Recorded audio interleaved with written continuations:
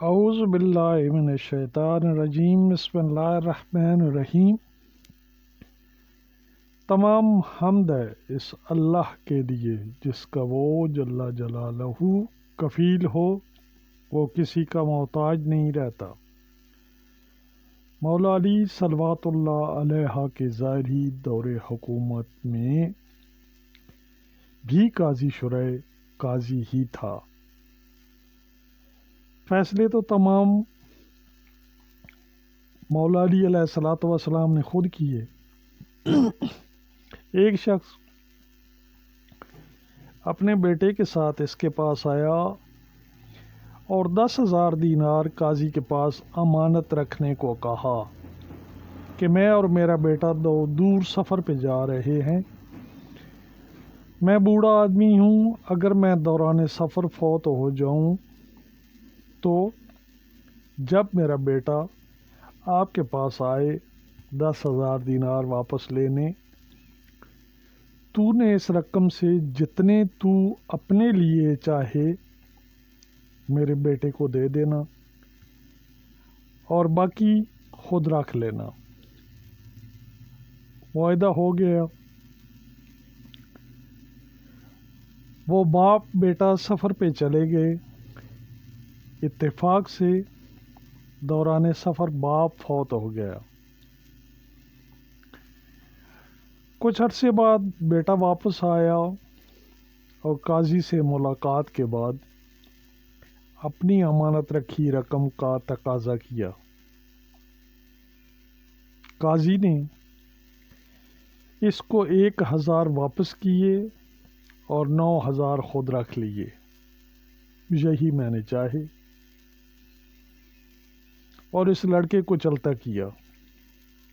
شرائع سے اور بھی بڑے بڑے بھیانک واقعات جڑے ہیں۔ مولا امیر المومنین صلوات اللہ علیہ کا قاضی یعنی چیف جسٹس کے عہدے پہ رکھنا بہت بڑی حکمت تھی۔ وہ لڑکا پریشانی کے عالم میں واپس بھی جا رہا تھا اور سوچ رہا تھا کہ قاضی نے ہمارے ساتھ کیا کیا۔ راستے میں مولا علی صلوات اللہ علیہ سے سامنا ہو گیا۔ مولا کی حکمت، مولا صلوات اللہ علیہ نے اس لڑکے سے کہا کہ تیرا فیصلہ غلط ہوا ہے، یہ فیصلہ ہم کرنا چاہتے ہیں۔ اس لڑکے کو ساتھ لیا اور قاضی کو بلوایا۔